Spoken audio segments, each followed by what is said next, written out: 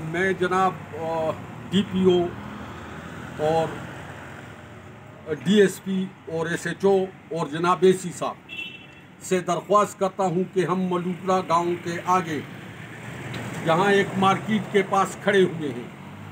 आज से 4-5-6 महीने पहले इसी दुकान को लूटा गया।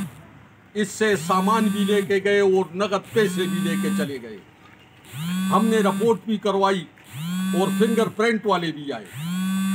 आज 2-4 महीने 6 महीने के बाद आज ये दुकान एक बार फिर लूटा गया और उस पहले रिपोर्ट पे भी कोई कार्रवाई नहीं हुई, किसी बंदे को उठाया नहीं गया। मैं जनाब SHO साहब और जनाब DSP साहब और जनाब DPO साहब और जनाब असिस्टेंट कमिश्नर उगी से ये दरख्वास्त करता हूँ कि हम बहुत बड़े अजाब में फंसे हुए हैं। हमारे गांव में बेहद आइस पीने वाले और फरोख्त करने वाले हैं। हमारे गांव में पाउडर पीने वाले लोग हैं जिनको तो SHO साहब ने काफ़ी लोगों को यहाँ से पकड़ा है, लेकिन कुछ लोग अब भी देते हैं। लिहाजा हम दरख्वास्त करते हैं, हम पाकिस्तान को और पाकिस्तान के कानून को मानने वाले लोग हैं। हम कहते हैं कि हुकूमत पाकिस्तान हमारी मदद करे, फोर्सेस हमारी मदद करें, हमें इस पे मजबूर ना करें कि हम रोडों पे और सड़कों पे निकल आए।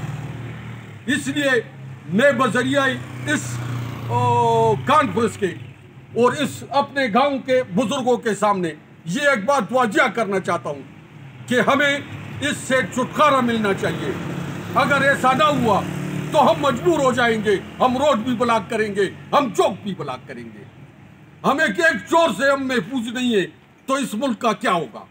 लिहाजा मैं एक बार फिर तमाम जिम्मेदारान लोगों से ये कहना चाहता हूँ कि ये चोर को जल्द अज जल्द गिरफ्तार किया जाए और कैफिर किरदार तक पहुंचाया जाए।